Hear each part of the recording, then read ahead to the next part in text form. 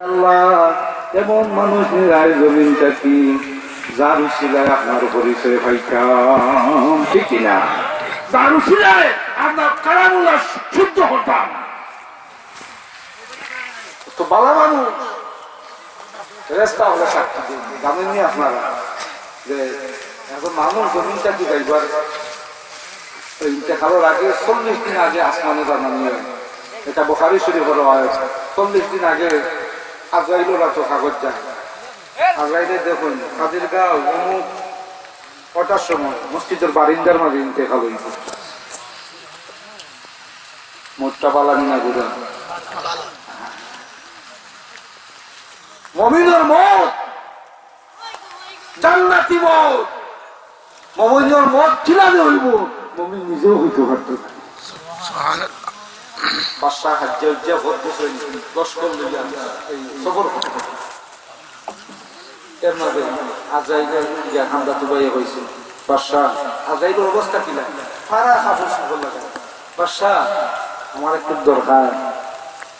বাদশা কইে আমার লগে অনেক সৈন্য আর এক ফকিরে আমারে মারতে সময় নাই। আর সিলেট থেকে টাকা দিয়েছেন বাদশা। আটটা গিয়ে দেখুন ও ফকির বেটাও টাকা ঘুরে হন বাদশা কিছু সামান্য দরকার। তার সামনে আমার সময় নাই। কিও আপনি গুড়াটা কি আপনার খানটা আমার কানের লগে আমার মুখের লগে মিলাইয়া দেব।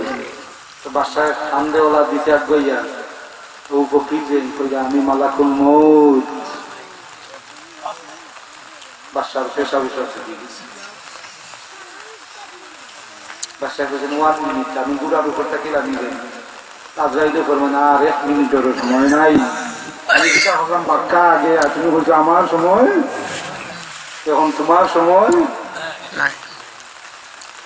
মুমিন বান্দা যারা মুত্তাকি যারা ফজরের নামাজ পড়া মসজিদের মাঝে বসা বিশ্বাকর চারজন নামাজের অপেক্ষা করলাম।